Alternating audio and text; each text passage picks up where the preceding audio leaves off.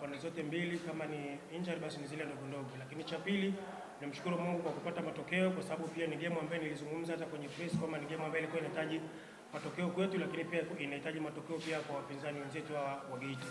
Lakini kikubwa kila mtu alipambana kadri ya uwezo wake, na nafasi zilikuwa nyingi, lakini pia magolikipa au sometimes defenders walikuwa wanaweza kuokoa, walikuwa wanafanya majukumu yao, lakini tumoja kupata chance kwenye dakika hizi ambazo ni za mwisho. Nashukuru Mungu kwamba striker wangu naweza kufanya utulivu na tukaconvert ile nafasi ikawa goli. Kwa hiyo tumeshinda goli moja, lakini kikubwa ilikuwa ni pointi 3. Kwa hiyo nawashukuru pia wachezaji wangu kwa usikivu na tumeweza kupata ushindi wa goli moja kabisa.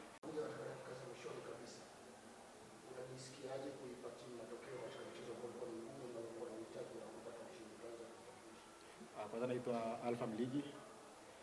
Kwa matokeo ambayo yametokea hapa ni mipango mwalimu alionielekeza, aliniita akaniambia ya kwanza ilikuwa nipige.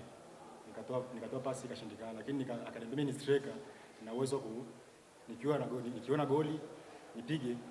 Ndio na hiyo nikaisubiria na nikaipata hiyo, nikaifanyia kazi. Tarajio yangu toka tunaanza mashindano, nategemea kuwa mfungaji bora. Kama striker nategemea kuwa mfungaji bora.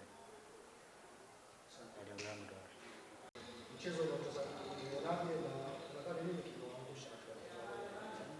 Yaani kama mechi ya kwanza kilichotuangusha uharaka na umakini katika ufungaji.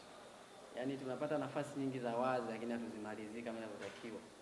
Lakini mimi namshukuru Mungu sababu hili ni somo, na mpaka sasa sisi hatuna uwezo wa kuendelea kwa sababu tuna pointi 0. Huyu Hussein Hope ongera zake sana, ametumia nafasi moja. Hakupata nafasi nyingi kwenye mechi. Tulikuwa tunamiliki mpira 80%. Nzuri hata kama ukimiliki 100% afu kafunga. Yote hayafanya nini? Sio mashiko. Kipindi cha msingi kabisa ni kwamba tulishindwa kutumia nafasi zetu kwa kufunga magoli. Watu wa Geita tunawashukuru. Kwa sababu kwa yote haya walibaki na sisi, walitusapoti, wakatupa vitu vingi, wakatupa baraka tuje. Lakini tumeshindwa mimi kama mwalimu mkuu pia wa chuo cha Geita Institute of Business Technology. Napenda kuwashukuru wadau wote waliotusaidia. Kwa hiyo tutachukua vijana wetu, tuna mtihani wa mwezi wa 6 CBA wa VETA. Tutaenda kufanya mwezi wa 9 tutarudi kwenye mashindano.